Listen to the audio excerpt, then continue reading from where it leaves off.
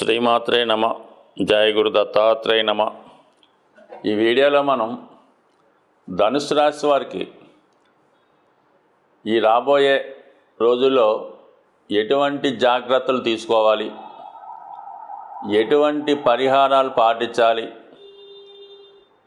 అన్న విషయాన్ని మనం ఈ వీడియోలో పరిశీలిద్దాం. మరి ధనుసు రాశి అబ్జర్వ్ చేసినప్పుడు రాశి యొక్క గుర్తు ధనుస్సు అంటే మామూలుగా ఎక్కువ పెట్టినటువంటి విల్లు లాంటిది పెడతారన్నమాట. అంటే మరి ఒకసారి వెనక్కి లాగి బాణాన్ని వదిలితే అది చాలా వేగంగా తన గమ్యాన్ని చేరుకుంటూ ఉంటుంది. అది ఖచ్చితంగా వీళ్ళ జీవితంలో సాధించాలంటే ముందు కొంత వాళ్ళు తగ్గాలి, లేదంటే కొన్ని కష్టాలు అనుభవించిన తర్వాత జీవితంలో బాగా అభివృద్ధి చెందడం జరుగుతూ ఉంటుంది. సో ఈ విధంగా పరిశీలించినప్పుడు మరి ప్రస్తుతం ఉన్నటువంటి గ్రహస్థితిలో ధనుసు రాశి వారి యొక్క జీవన విధానం, రొటీన్గా జీవితంలో జరిగే సంఘటనలు ఇవన్నీ కూడా గురువు యొక్క సంచారం మీద ఆధారపడడం జరుగుతూ ఉంటుంది. అయితే గురువు చాలా నెమ్మదిగా ప్రయాణించే గ్రహం అవటం వల్ల ఇంచుమించుగా ఒక రాశిలో ఒక సంవత్సరం పాటు ప్రయాణించడం జరుగుతూ ఉంటుంది. మరి ఎంత నెమ్మదిగా అంటే మరి దానికి ఆ గురుగ్రహానికి ఏ ఏ గ్రహాలు టచ్ చేస్తాయి, యాస్పెక్ట్ చేస్తాయి, కేంద్ర కోణాల్లోకి వస్తాయి, ఇవన్నీ కూడా జాతకుడు యొక్క ఇది గోచార విధానం మీద ఆధారపడి ఉంటుందన్నమాట. అది రొటీన్గా గోచారం అన్నది ఏంటంటే జీవన విధానంలో అది జాతకంలో ఉన్నటువంటి దశల్ని, అంటే మనం ఒక వ్యక్తి యొక్క జాతకంలో అతను ధనాన్ని సంపాదిస్తాడా, ఉద్యోగం చేస్తాడా, వ్యాపారం చేస్తాడా, ఈ విధంగా అన్నది ఏంటంటే ఆ గోచారం నిర్ణయిస్తూ ఉంటుంది అన్నమాట. దాన్ని బట్టి సక్సెస్ ఆఫ్ ఫెయిల్యూర్ ఉంటుంది. మరి ప్రస్తుతం ఒక విధంగా చెప్పాలంటే రవి కూడా సూర్యభగవానుడు నెల యొక్క ఫలితాలంతా కూడా ఆధారపడి ఉంటుంది. ఎందుకంటే ధనుసు రాశి వారికి రవి భాగ్యాధిపతి. భాగ్యాధిపతి అంటే అదృష్టాన్ని ఇచ్చేవాడు. భాగ్యాధిపతి లాభస్థానంలో ఉంటే భాగ్యం కలిసి వస్తుంది. భాగ్యాధిపతి 6వ స్థానంలో ఉంటే అప్పు చేయవలసి ఉంటుంది. ప్రస్తుతం భాగ్యాధిపతిగా ఉన్నటువంటి రవి సెప్టెంబర్ 17 వరకు సింహరాశిలో ఉండడం అన్నది జాతకుడికి ఒక విధంగా అదృష్టం.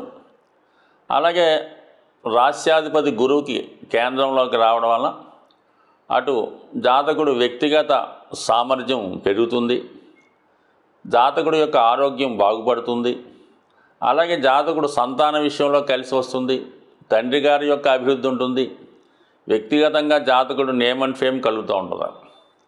సో సాధారణంగా చూసుకుంటే ఈ ధనుసు రాశి వారికి ఎప్పుడన్నా సరే ఈ ఆగస్టు, సెప్టెంబరు, అక్టోబరు, నవంబర్ నెలలో చాలా బాగా కలిసి వస్తుంటాయి అన్నమాట. సెప్టెంబర్ 17 నుంచి ఏమవుతుందంటే రవి మరి కన్యా రాశిలోకి ప్రవేశించి 10వ భావంలోకి వస్తాడు. అప్పుడు జాతకుడికి వృత్తిలో బాధ్యత పెరుగుతుంది, హోదా పెరుగుతుంది, చాలా సమర్థవంతంగా బాధ్యత నిర్వహించగలుగుతాడు. ఎవరిని లెక్క చేయకుండా చాలా నిర్మోహమాటంగా చేయడం జరుగుతూ ఉంటుంది. ఒక విధంగా చెప్పాలంటే భాగ్య రాజ్యాధిపతి యోగం యాక్టివేట్ అవుతుందన్నమాట. అంటే 10వ స్థానంలోకి భాగ్యాధిపతి రావడం వచ్చిన వెంటనే జాతకుడికి ఆ నెలంతా కూడా ఇంచుమించుగా సెప్టెంబర్ 17 నుంచి అక్టోబర్ 17 వరకు ఒక విధంగా వృత్తిలో చాలా అనుకూలంగా అభివృద్ధికరంగా ఉంటుంది. కొత్త వ్యవహారాలు ప్రారంభిస్తారు. అయితే అక్కడ ఉన్నటువంటి కేతువుతో కలడం వల్ల ఏంటంటే మనకు కొంతవరకు ఆధ్యాత్మిక చింతన, పుణ్యక్షేత్రాలు దర్శించడం ఇవన్నీ కూడా ఆ సమయంలో జరిగే అవకాశాలు ఉన్నాయి. ఇక మనకి అక్టోబరు 17 నుంచి 11వ స్థానంలోకి వస్తాడు. ఇంచుమించుగా నవంబర్ 17 దాకా ఏకాదశ స్థానంలోకి, లాభస్థానంలోకి రవి రావడం వల్ల ముఖ్యంగా జాతకుడికి జీవిత భాగస్వామి ద్వారా కలిసి రావడం, అనూహ్యంగా ఆదాయం పెరుగుతూ ఉంటుంది. అంటే శుక్రుడు యొక్క రాశిలోకి రవి ఎప్పుడైతే వచ్చాడో ఆదాయం పెరుగుతుంది. ఫర్ ది సేమ్ టైం జాతకుడు ధనాన్ని కూడా కొద్దిగా కాస్ట్లీగా లగ్జరీగా ఖర్చు పెట్టడం జరుగుతుంటుంది. గతంలో పడినటువంటి కష్టానికి తగిన ప్రతిఫలం రావడం జరుగుతుంది. ఎందుకంటే భాగ్యాధిపతి లాభంలోకి రావడం అది ఖచ్చితంగా జాతకుడికి అక్టోబర్ 17 నవంబర్ 17లో జాతకుడు ఏ స్థాయిలో ఉన్నా ఖచ్చితమైనటువంటి ప్రగతి డెవలప్మెంట్ రావడం జరుగుద్ది. తండ్రి గారి సహకారం, ప్రభుత్వ అధికారుల సహకారం, మీరు చిన్న జాబ్ చేస్తే యజమాని సహకారం, ముఖ్యంగా దైవభక్తి కలిసి రావడం అంటే భగవంతుడి అనుగ్రహం లభించి గురువుల యొక్క ఆశీర్వాదం లభించే అవకాశం ఉంటుంది. సో ఏదైనా నవంబరు 17 నుంచి ఇంచుమించుగా మరి వృశ్చిక రాశిలోకి 12వ స్థానంలోకి రావడం జరుగుతుంది. అంటే డిసెంబర్ 17 వరకు జరిగినటువంటి రవి వ్యయ స్థానం సంచరించినప్పుడు జాతకుడు తన యొక్క బాధ్యతలు నిర్వహిస్తాడు. రవి వ్యయ స్థానంలోకి వచ్చినప్పుడు జాతకుడు బాధ్యతాయుతంగా వ్యవహరిస్తాడు. కొన్ని అనుకోని ఖర్చులు బాధ్యతలు జాతకుడికి రావడం జరుగుతూ ఉంటుంది. తల్లిదండ్రుల యొక్క బాగోగులు తెలుసుకోవడం, గురువుల యొక్క ఆశీర్వాదం తీసుకోవడం, అలాగే దైవ కార్యక్రమాలకి పుణ్య కార్యక్రమాలకి ఎక్కువగా ఖర్చు పెట్టడం జరుగుతుంది. అదే సేమ్ టైం విదేశ ప్రయాణాలు చేయడం కానీ, దూరంగా ఉన్నటువంటి పుణ్యక్షేత్రాలు దర్శించడం కానీ జరిగే అవకాశం ఉంటుంది. చాలా వరకు మరి రవి 12వ స్థానంలో వచ్చినప్పుడు ఆర్థికంగా చాలా జాగ్రత్తలు తీసుకోకపోతే డెఫిసిట్ పడే అవకాశం ఉంది. ఇక బుధుడు ప్రస్తుతం భాగ్యస్థానంలో ఉంటూ సెప్టెంబరు 18వ తారీఖున దశమ స్థానంలోకి రావడం జరుగుతుంది. ఇది ఒక విధంగా జాతకుడికి సెప్టెంబరు 18 నుంచి ఇంచుమించుగా మనకి ఒక 20 రోజుల పాటు అదే రాశిలో సంచరిస్తూ ఉంటాడు. ఆ సమయంలో జాతకుడు అదనపు ఆదాయం కొరకు ప్రయత్నం చేయడం జరుగుతుంది. ఉన్న వ్యాపారాన్ని కానీ ఉద్యోగాన్ని కానీ ఇంకా ఇంప్రూవ్మెంట్ చేసుకునే ప్రయత్నం చేస్తాడు. అలాగే జాతకుడికి అప్పటి వరకు వస్తున్నటువంటి ఆదాయం ఆగిపోయి వేరే విధంగా కొత్త ఆదాయం మొదలయ్యే అవకాశం ఉంటుంది. ఇంచుమించుగా మనకి సెప్టెంబర్ 23 తారీఖు నుంచి అక్టోబర్ 10వ తారీఖు మధ్యలో, సెప్టెంబర్ 23 నుంచి అక్టోబర్ 10వ తారీఖు మధ్యలో జాతకుడు వృత్తి సంబంధించిన విషయాల్లో ఎక్కువ శ్రద్ధ తీసుకోవడం, అలాగే కొత్త వ్యాపారాలు ప్రారంభించే ఆలోచన చేయడం, తన ఆదాయ వ్యయాలు ఒకసారి క్యాలిక్యులేట్ చేసుకొని మరి దాన్ని బ్యాలెన్స్ షీట్ సరి చేసుకునే అవకాశం ఉంటుంది. అక్టోబర్ 10 తర్వాత తులారాశిలోకి రావడం జరుగుతుంది బుధుడు.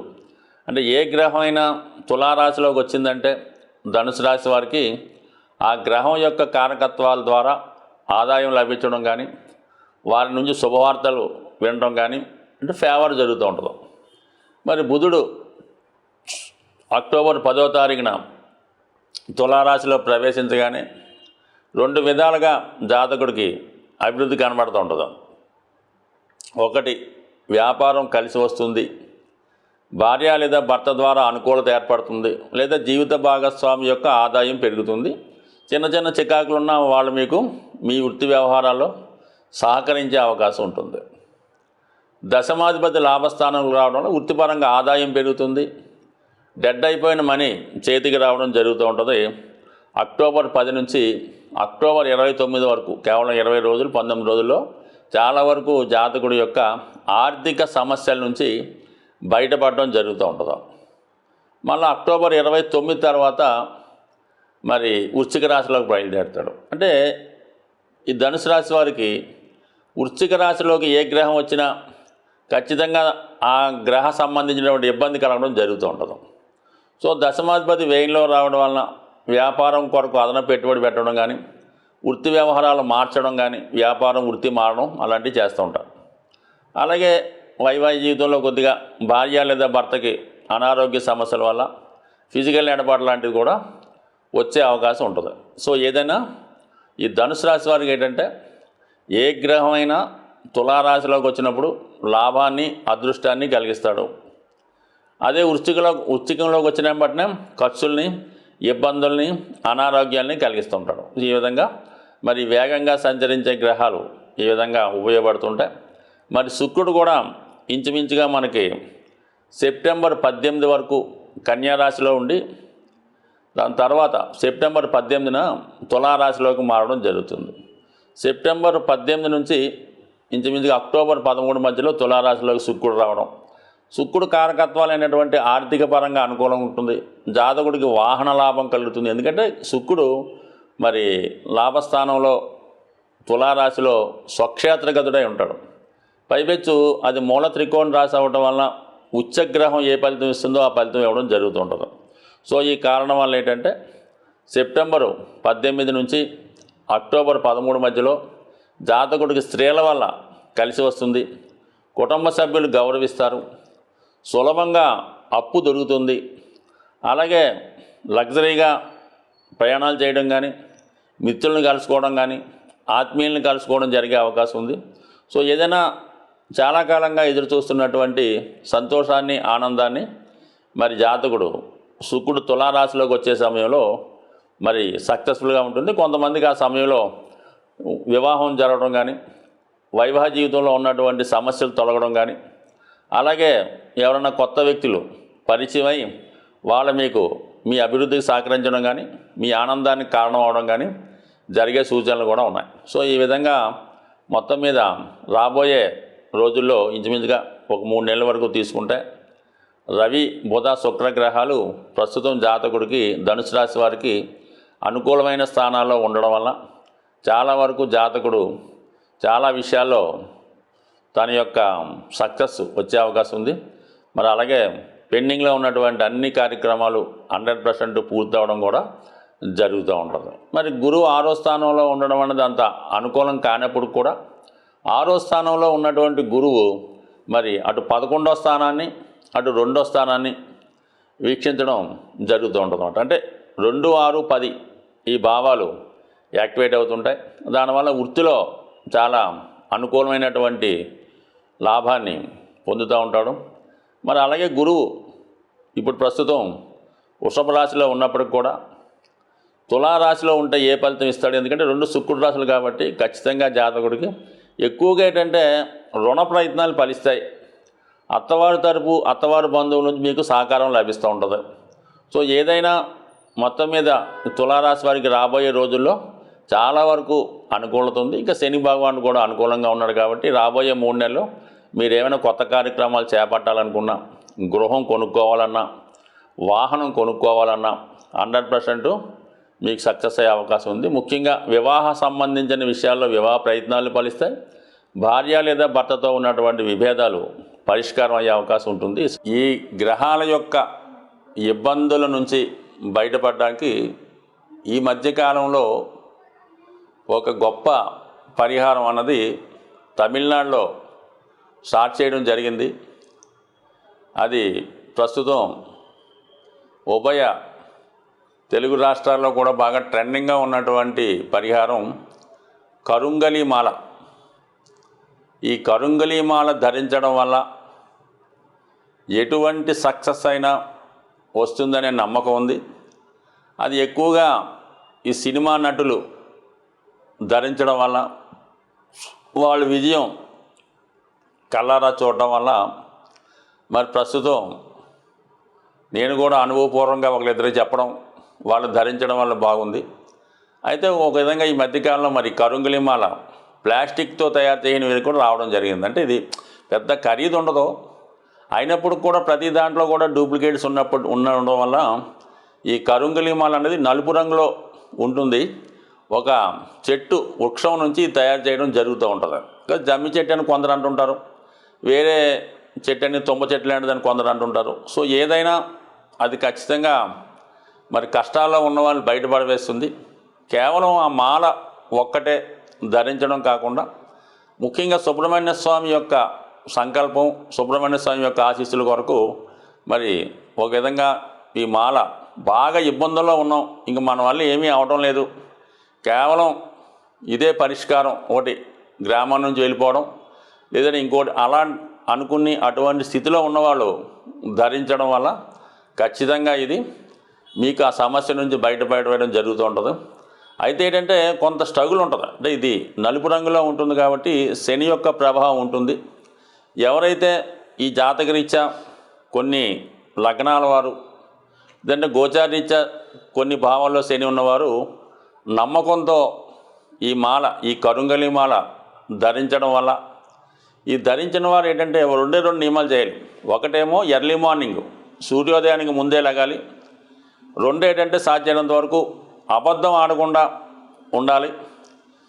మంగళవారం రోజు విధి విధానంగా సుబ్రహ్మణ్య స్వామి టెంపుల్కి వెళ్ళి సుబ్రహ్మణ్య స్వామిని పూజించుకోవడం వల్ల మరి చాలా వరకు తొందరలోనే ఇది పరిహారం జరుగుతుంటుంది. ఇది ఏ లగ్నం వారైనా ఏ రాశి వారైనా ధరించవచ్చు. కొద్దిగా తెలుసున్న చోట మంచిది అంటే వాళ్ళు డైరెక్ట్గా దేవస్థానం నుంచి కూడా తెప్పించుకోవచ్చు. తెలుసున్న వాళ్ళు ఎవరన్నా ఉంటే వాళ్ళ ద్వారా తీసుకొని కొద్దిగా దాన్ని మాలని శుద్ధి చేయడం వల్ల, సుబ్రహ్మణ్య స్వామి మంత్రం ద్వారా శుద్ధి చేసి ధరించడం వల్ల 100% ఎటువంటి సమస్య నుంచైనా బయటపడడం జరగడం అన్నది నేను ప్రాక్టికల్గా చూశాను. స్వస్తి.